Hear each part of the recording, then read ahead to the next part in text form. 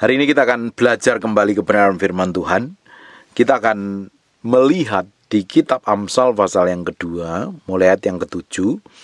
Ia menyediakan pertolongan bagi orang yang jujur, menjadi perisai bagi orang yang tidak bercela pelakunya. Apapun yang terjadi dalam kehidupan kita, kondisi seperti apapun kita, apalagi yang sedang menanti pertolongan Tuhan, sedang menunggu pemulihan, yang sedang menunggu breakthrough, sedang menunggu Tuhan campur tangan secara ilahi, yang sedang mengalami kesesakan, yang sedang mengalami banyak hal yang menyusahkan hatinya bertahun-tahun, kita butuh benar-benar menantikan Tuhan, karena Tuhan pasti menyediakan pertolongan bagi orang yang jujur.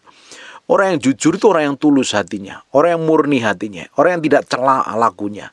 Dan dia pasti akan mengalami terobosan di ujungnya. Memang waktu menanti ini dibutuhkan proses yang di dalam batin kita akan menanti terobosan, menunggu pertolongan Tuhan, menunggu pemulihan, menunggu promosi, menunggu terjadinya banyak hal yang baik terjadi dalam kehidupan kita. Itu seakan-akan sepertinya dengan kacamata kita sendiri, kita tidak pernah melihat kepastian kapan datangnya. Yang kita tahu, yang kita pasti mengerti adalah Tuhan di ujungnya pasti akan memberi pertolongan dan menyediakan pertolongan. Justru dalam kondisi seperti itu kita harus berdoa mencari Tuhan, bukan ngandelin kekuatan kita sendiri. Alkitab katakan, celakalah orang yang mengandalkan kekuatannya sendiri, tapi mengandalkan kekuatannya Tuhan. Di Yesaya pasal yang ke-31 ayat pertama, celakalah orang-orang yang pergi ke Mesir minta pertolongan. Ini minta pertolongannya sama orang yang tidak kenal Tuhan. Minta ke dukun, minta orang-orang yang tidak percaya, dan lain sebagainya. Yang mengandalkan kuda-kuda, yang percaya pada keretanya yang begitu banyak, dan kepada pasukan berkuda yang begitu besar jumlahnya, tapi tidak memandang kepada yang Maha Kudus Allah Israel dan tidak mencari Tuhan. Ini yang konyol sekali. Sudah mengalami banyak pencobaan, kehidupan gagal, hidupnya babak belur, bukan mencari Tuhan. Itu akan mendatangkan kekacauan, keruwetan yang semakin menjadi-jadi. Justru dalam kondisi seperti itu, yang kita kejar Tuhan, yang kita cari Tuhan. Di Ratapan pasal yang ketiga, 26, adalah baik menanti dengan diam pertolongan Tuhan. Menanti itu loh tidak gampang. Terus waktu menanti kita mesti lakukan apa? Ya kita bertobat, kita koreksi diri. Kita lakukan segala sesuatu yang Tuhan percayakan kepada kita. Kita lakukan dengan sepenuh hati, dengan tulus. Kita lakukan yang terbaik, dan sisanya Tuhan sendiri akan bekerja. Jangan kita malas-malasan. Kita lakukan bagian kita. Apa yang Tuhan percayakan kepada kita, kita kerjakan. Kita lakukan yang terbaik. Nanti sisanya Tuhan sendiri akan beracara dan bekerja dalam kehidupan kita. Sekarang kita akan lihat di Hakim-Hakim pasal yang ke-10, mulai ayat yang ke-6. Orang Israel itu melakukan apa yang jahat di mata Tuhan. Mereka beribadah kepada para Baal dan para Asitoret, kepada para allah orang Aram, para allah orang Sidon, para allah orang Moab, dan para allah Bani Amon, dan para allah orang Filistin. Tetapi Tuhan ditinggalkan mereka, dan kepada Dia mereka tidak beribadah. Kebanyakan trouble-trouble yang terjadi dalam kehidupan kita itu karena keputusan kita yang salah, karena kita berpikir semau kita sendiri, bertindak seenak perut kita sendiri, dan ujungnya kita melakukan segala sesuatu tanpa sesuai dengan apa yang Tuhan mau dan Tuhan inginkan. Bagian kita harusnya kita dengar suara Tuhan, kita jalan sesuai dengan apa yang Tuhan mau, kita ngikutin apa yang Tuhan mau, Tuhan pasti akan bawa kita mengalami kemenangan demi kemenangan. Karena Tuhan yang menjadi panglima perang kita, Tuhan yang menuntun langkah kita, Tuhan yang menggantikan kita berperang. Tuhan akan bawa kita ini menjadi orang yang lebih daripada pemenang. Ngalami banyak kemenangan. Tapi karena ada perbuatan jahat, ada dosa, itu yang menyebabkan hidup kita itu tidak berkemenangan. Berapa banyak orang yang hidupnya tidak berkemenangan gara-gara melakukan dosa. Ya momennya hari ini bertobat, momennya hari ini balik bersama Tuhan dan berubah. Ini momennya. Kalau hidupmu hari ini sedang mengalami kekacauan, mengalami keruwetan, masalah keluarga, masalah hubungan suami istri, masalah apapun lah, keuangan atau apapun namanya, koreksi diri. Kalau ada sesuatu yang tidak benar, balik sama Tuhan. Kalau ada sesuatu yang tidak berkenan, bertobat dan berubah. Tapi selama engkau menjalani kehidupan ini sesuai dengan apa yang Tuhan mau, berjalan seperti yang Tuhan inginkan, ngikutin kehendak Tuhan, jalan maunya Tuhan. Tetapi engkau sedang diizinkan dalam perjalanan menuju padang gurun. Tujuan akhirnya tetap tanah perjanjian. Nah memang di padang gurun itu just enough, hanya cukup. Kekurangan tidak, tapi hanya cukup. Tapi malah ngalami masa-masa yang susah ditebak-tebak. Kalau malam di padang gurun itu dinginnya luar biasa, kalau siang panasnya luar biasa. Dingin yang ekstrim dan panas yang ekstrim. Di masa-masa padang gurun itu kalau diizinkan Tuhan ketika kita ini sedang memang dibawa ke level yang lebih tinggi lagi. Selama kamu menjalani proses padang gurun, jalan aja sama Tuhan. Tapi kalau hari ini kehidupanmu kacau, ruwet karena keputusanmu yang salah, bertobat dan berubah. Nah, bangsa Israel ini melakukan apa yang jahat di hadapan Tuhan. Mereka menyembah para Baal. Dan apa yang terjadi? Karena dosa yang dilakukan oleh orang Israel, akhirnya bangkit murka Tuhan. Lalu bangkitlah murka Tuhan terhadap orang Israel. Ia menyerahkan mereka ke dalam tangan orang Filistin dan Bani Amon. Saya sudah sering kali omongin hal seperti ini. Kita ada belajar dari perjanjian lama itu. Banyak sekali kisah yang ditulis, sejarah yang ditulis perjalanan orang Israel ketika mereka berbuat jahat di hadapan Tuhan dan tidak bertobat. Ujungnya ketemu murka Tuhan. Jadi dalam perjanjian baru yang kita hidupin hari ini, kalau Bapak Ibu hari ini engkau melakukan dosa dan pelanggaran, sebenarnya kamu menyerahkan kemenanganmu kepada musuhmu. Sehingga apa yang kamu alami dalam hidup mengalami kekalahan. Setan punya hak, setan punya otoritas karena ada dosa di dalam diri kita untuk menghancurkan kita, membuat hidup kita ini tidak berkemenangan.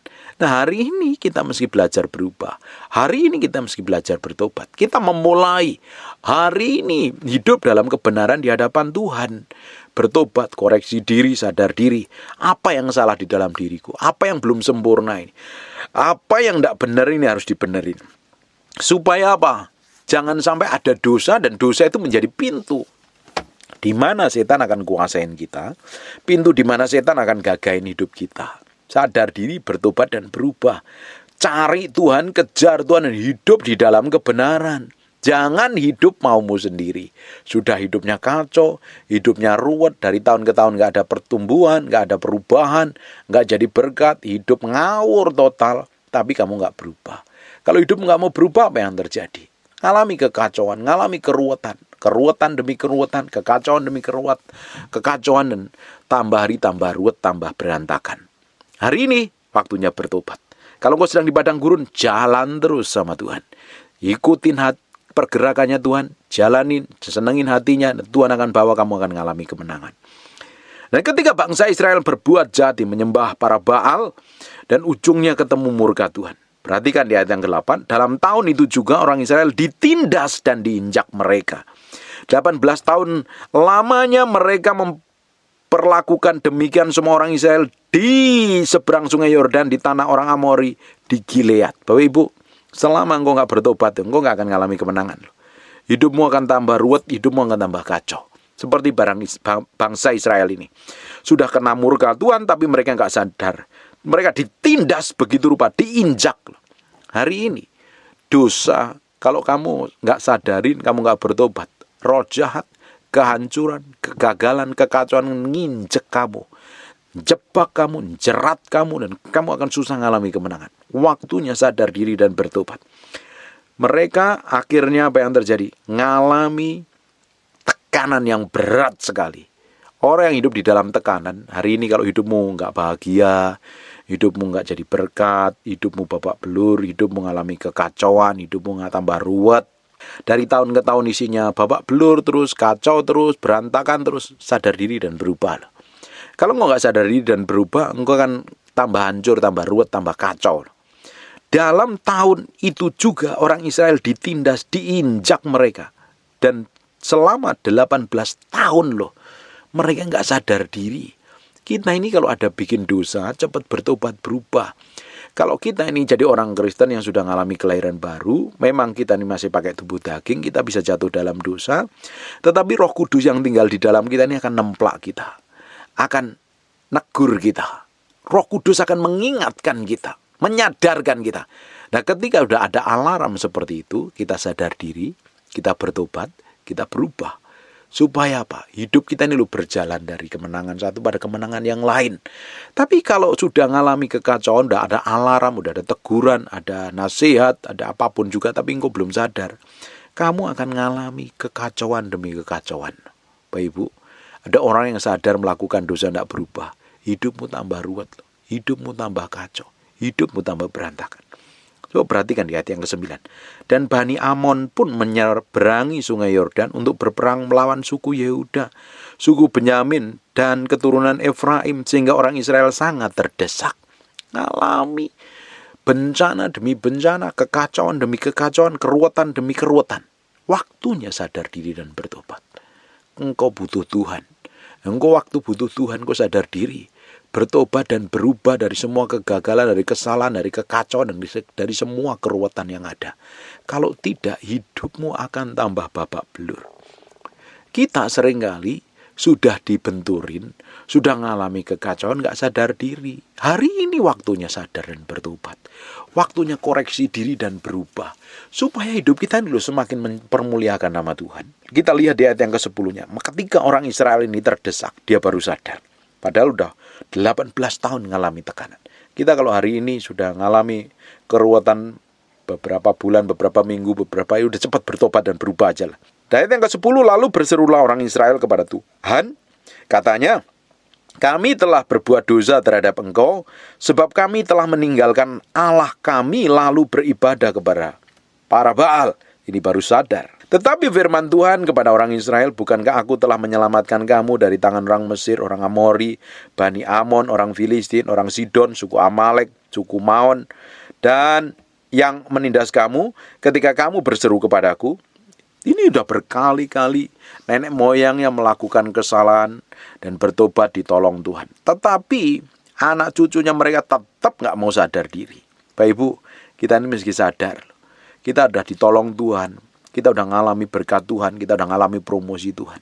Itu sebenarnya bukti bahwa Tuhan itu memelihara kita, memproteksi, menjagain kita. Kalau kita lihat kebaikan Tuhan saja, harusnya kita takut untuk melakukan dosa. Harusnya kita gak mau lagi berbuat salah. Tapi ada orang-orang yang bandel, orang-orang yang ngeyel, ada orang-orang yang ngotot yang gak mau berubah. Hari ini waktunya berubah. Tetapi kamu telah meninggalkan aku dan beribadah kepada Allah lain, sebab itu aku tidak akan menyelamatkan kamu lagi. Ini ceritanya Tuhan, marah sekali. Pergi sajalah berseru kepada Allah yang telah kamu pilih itu. Ini seakan-akan Tuhan sedang ngambek. Biarlah mereka menyelamatkan kamu pada waktu kamu terdesak. Tetapi orang Israel apa yang dikatakan? Ayat yang ke-15, kata orang Israel kepada Tuhan, kami telah berbuat dosa. Lakukanlah kepada kami segala yang baik di matamu, hanya tolonglah kiranya kami sekarang ini. Tuhan itu baiknya luar biasa. Sudah berapa banyak kita melakukan dosa, sudah berapa banyak kita nyakitin hatinya, kita bikin kesalahan, kita gak peduli, kita fokus pada diri kita sendiri. Bukankah Tuhan tetap baik sama kita? Bayangin. Berapa banyak Tuhan sudah lakukan kebaikan itu. Kalau kita sadari itu saja, kita itu gak bisa membalas kebaikan Tuhan dengan perbuatan baik kita. Gak mampu, gak cukup.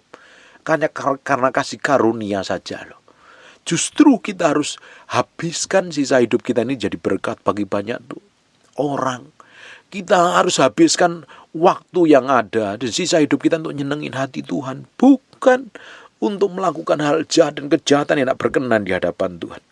Perhatikan, kata orang Israel kepada Tuhan, kami telah berbuat dosa, disadar diri. Bapak Ibu, kalau engkau sadar diri, Bapak Ibu, kita ini dulunya orang berdosa, kita datang sama Tuhan, diampuni Tuhan dosa kita. Kita udah pernah nyakitin hati Tuhan, diampuni dosa kita. Kadang ada orang nyakitin kita, kita susah ngampuni. Hari ini waktunya kita ini belajar. Kalau kita sudah diberkatin, kadang kita itu susah sekali memberkatin orang lain. Merasa ini berkat karena hasil usahaku. Kadang ya, dibalik semua berkat yang Tuhan percayakan kepada kita itu, Tuhan punya maksud dan tujuan. Tujuannya kita itu memberkatin orang lain yang dalam masa kesusahan loh. Hari ini, kalau Tuhan terlalu baik sama kita, harusnya kita lakukan hal yang baik di sisa kehidupan kita ini. Saya bangsa Israel ngomong begini. Kata orang Israel kepada Tuhan, kami telah berbuat dosa, diakuin dosanya. Lakukanlah kepada kami segala yang baik di matamu. Hanya tolonglah kiranya kami sekarang ini. Perhatikan. Dan mereka menjauhkan Allah asing dari tengah-tengah mereka. Mereka bertobat, mereka berubah. Lalu mereka beribadah kepada Tuhan. Maka Tuhan tidak dapat lagi menahan hatinya melihat kesukaran mereka. Perhatikan, Tuhan seringkali gak tahan ngelihat apa yang kita lakukan. Tapi kadang mata kita buta dengan semua kebaikan Tuhan. Mata kita ini selalu melihat kekurangan, selalu nuntut Tuhan, selalu meminta, selalu memohon, dan kita jarang memberikan yang terbaik sama Tuhan. Bayangin, Tuhan seringkali tidak tahan ngelihat kita yang mau bertobat dan berubah, Bapak Ibu. Dia Bapak yang baik, dia gak bakalan meninggalkan hidupmu, dia gak bakalan menelantarkan hidupmu, dia pasti menolongmu, dia pasti buka jalan. Dan mulai hari ini berikan hatimu dan hidupmu untuk Tuhan, untuk nyenengin hati Tuhan. Pasti Tuhan buka jalan, pasti Tuhan bikin pertolongan, pasti Tuhan buat mujizat. Dia kalau ngelihat kita bertobat, kalau ngelihat kita berubah, dia tidak dapat menahan hatinya melihat kesukaran kita. Dia akan turun tangan. Dia pasti buat mujizat. Dia Bapa yang baik. Mulai hari ini dedikasikan hatimu, hidupmu hanya untuk nyenengin Tuhan, bukan yang lain. Berikan yang terbaik untuk Tuhan. Pak, saya udah gak tahu lagi apa yang harus saya perbuat. Pak, saya gak tahu, jalan saya udah buntu. Pak, saya gak tahu lagi, saya gak punya pengharapan. Dengerin baik-baik. Tuhan tetap menjadi pengharapan dalam hidupmu. Tuhan tetap menjadi pembuat mujizat dalam hidupmu. Dia tidak pernah berubah. Perhatikan ayat yang ke-17. Kemudian Bani Amon dikerahkan dan berkemah di Gilead, sedang orang Israel berkumpul dan berkemah di Mizpah. Maka para pemimpin bangsa di Gilead berkata seorang kepada yang lain, siapakah orang yang berani memulai peperangan melawan Bani Amon itu? Dialah yang harus menjadi kepala seluruh penduduk Gilead. Apa yang terjadi? Bapak Ibu nanti lihat, Tuhan buat pertolongan secara ajaib. Tuhan tolong orang Israel ngalami kemenangan, ngalami mujizat, ngalami pertolongan. Tuhan berkali-kali melihat pertobatan bangsa Israel yang jahat melakukan kejahatan, dan Tuhan turun tangan. Selalu Tuhan turun tangan. Tuhan yang sama, Tuhan yang disembah bangsa Israel, Tuhan yang kita sembah, Tuhan yang kita kenal dalam nama Yesus Kristus Tuhan yang sama. Dia akan lakukan yang ajaib dalam hidupmu. Dia tidak pernah meninggalkan kita. Hari ini kita mau beri hati kita ini untuk Tuhan. Kita mau senengin hati Tuhan. Kita mau dedikasikan hidup kita ini untuk Tuhan, untuk nyenengin hati Tuhan. Lakukan menjadi bagianmu. Bapak Ibu punya profesi apa? Bapak Ibu punya pekerjaan apa? Bapak Ibu punya jabatan apa? Kerjakan tanggung jawab. Lakukan yang terbaik seperti engkau melakukannya untuk Tuhan. Bapak Ibu ngalami kesesakan, tetap jalan sama Tuhan. Tetap cari Tuhan. Tetap kejar Tuhan. Tetap senengin Tuhan. Di ujung perjalanan hidupmu, engkau akan menikmati pertolongan secara ilahi. Bahkan Tuhan akan buat mujizat. Tuhan akan buat pertolongan. Tuhan akan membalikkan keadaan. Bahkan Tuhan akan promosi dan pakai hidupmu jadi kepanjangan tangannya dan jadi berkat bagi banyak orang. Itu hebatnya Tuhan yang kita layani siang dan malam. Itu hebatnya Tuhan yang kita sembah. Dia tidak pernah berubah. Saya melihat banyak sekali orang yang dulunya hidupnya kacau, hidupnya ruwet, hidupnya babak belur, hidupnya ngalami struggle dalam segala hal. Hari ini mereka ngalami kemerdekaan, mereka diberkati, mereka ngalami pemulihan, mereka dipromosi, bahkan mereka mendedikasikan hidupnya sama Tuhan. Fokus kita itu pribadi Tuhan. Fokus kita itu bukan hal yang jasmani di dunia ini. Fokus kita pribadi Tuhan. Tetapi selama kita tinggal di bumi ini, kita memang selalu berurusan dengan hal yang jasmani. Tetapi Bapak Ibu tidak perlu khawatir dengan yang jasmani itu. Kalau engkau beres secara rohani di hadapan Tuhan, yang jasmani pun Tuhan akan cukupi dalam hidup. Dia Allah yang setia. Dia berada di ujung jalan buntu itu. Ketika engkau teriak minta tolong, ketika engkau nangis dengan motivasi hati yang tulus, dengan kemurnian hati, dengan ketulusan hati, dari sanalah Tuhan buat mujizat. Dari sanalah Tuhan buat pertolongan. Dari sanalah Tuhan bikin sesuatu yang ilahi, yang ajaib dan dahsyat. Dia Allah yang tidak pernah berubah. Saya berdoa hari ini, Tuhan bicara dalam hatimu dan Tuhan buat hatimu memiliki kerinduan, kelaparan akan Tuhan. Pengen kenal Tuhan. Jangan nyerah. Jangan berhenti hanya sekedar nangis. Mulai ini bergerak. Lakukan bagianmu. Nanti Tuhan akan kerjakan bagiannya. Hari ini stop mengeluh. Stop nangisin diri sendiri. Datang sama Tuhan. Tuhan, ini hatiku. Perbuatlah seperti yang Kau mau. Aku mau berubah. Aku mau bertobat. Seperti yang lakukan bangsa Israel. Tuhan ujungnya. Dia tidak tahan dengan apa yang dilakukan oleh bangsa Israel. Tuhan tidak dapat menahan hatinya. Dia bikin pertolongan yang ajaib. Hal yang sama dilakukan Tuhan terhadap orang Israel. Hal yang sama pula akan dilakukan atas hidupmu mulai hari ini. Dia tidak pernah berubah, dahulu kekal sampai selama-lamanya. Amin. Jalan terus dan cintai Tuhan. Dedikasikan hidupmu, hatimu, keluargamu, keuanganmu, apapun lah yang hari ini kamu punya untuk nyenengin hati Tuhan saja. Tutup matamu, tutup Alkitabmu, kita berdoa. Bapa, terima kasih Tuhan. Bagimu segala pujian, bagimu segala hormat, bagimu segala pengagungan. Kami berikan hati kami untuk kemuliaan nama-Mu. Kami materaikan firman dengan darah anak domba Allah. Firman ini nempel dalam hati kami berhari-hari, berminggu-minggu, berbulan-bulan. Firman jadi kehidupan. Terima kasih ya Tuhan. Kami menyerahkan sepenuhnya ke dalam tangan kuasa-Mu. Biar Engkau sendiri yang bekerja. Biar Engkau sendiri yang berkuasa. Berkati setiap orang rajin mendengar firman ini. Firman yang mau sampaikan. Mereka diberkati Tuhan. Mereka mengalami pertolongan Tuhan. Mereka mengalami terobosan Tuhan. Kami percaya Tuhan yang sama.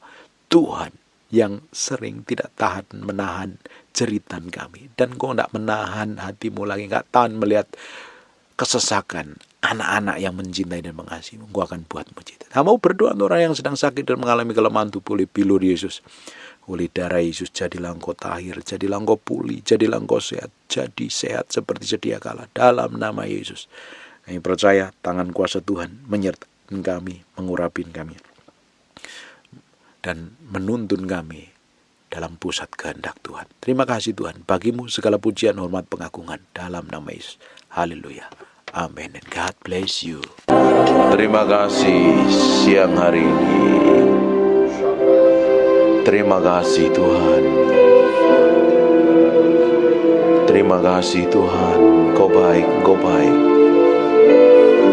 Lihat sampai kedalaman hati kami Tuhan. Koreksi dengan firman-Mu.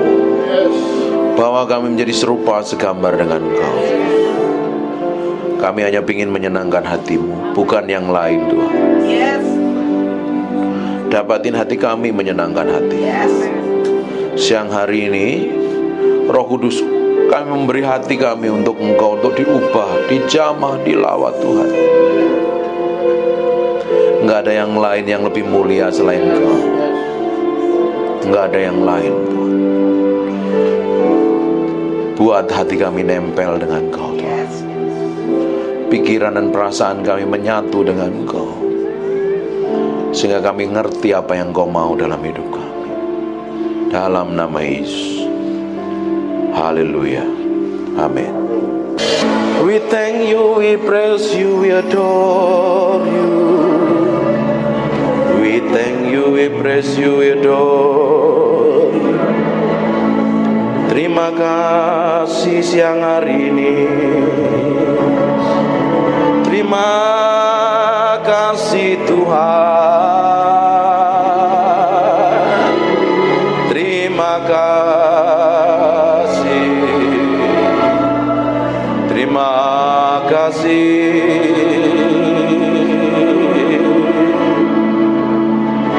Di dalam hadirat-Mu kami diubahkan mengenal Engkau. Hadirat-Mu kami mencintai-Mu.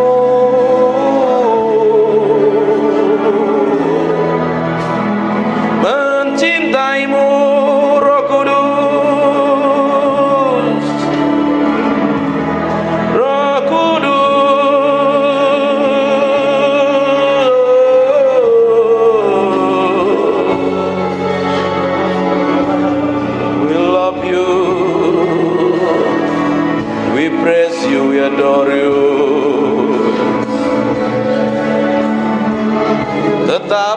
tinggal di dalam hadirat-Mu, sebab kami mencintai-Mu. Oh Tuhan, Tuhan, Tuhan.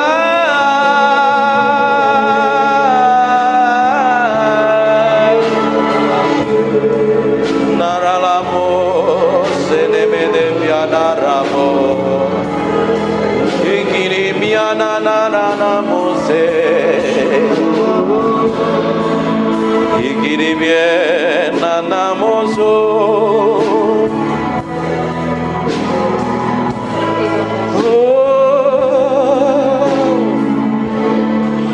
We praise you, we praise you, we praise you. We praise you, we praise you.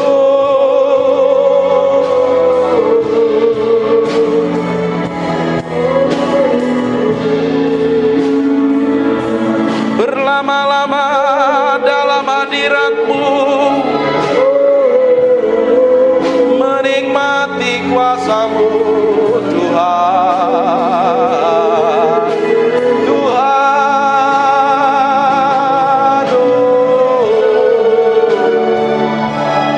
Inananaramore, ikinemiananaranamo. Terima kasih Tuhan. Biar roh hikmat wahyu turun di antara kami, menyingkapkan pribadi-Mu yang ajaib, sehingga kami mengerti kehendak-Mu, berjalan dalam pusat hati-Mu. Oh Tuhan, siang hari ini urapi kami semua tanpa terkecuali. Kami adalah orang yang mencintai-Mu dan mengasihi-Mu.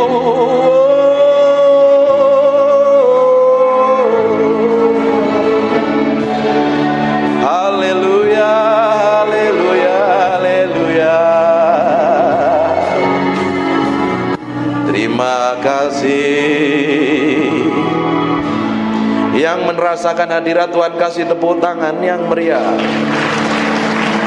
Hanya untuk Raja yang mulia. Haleluya. Amin. Silakan duduk dalam hadirat Tuhan.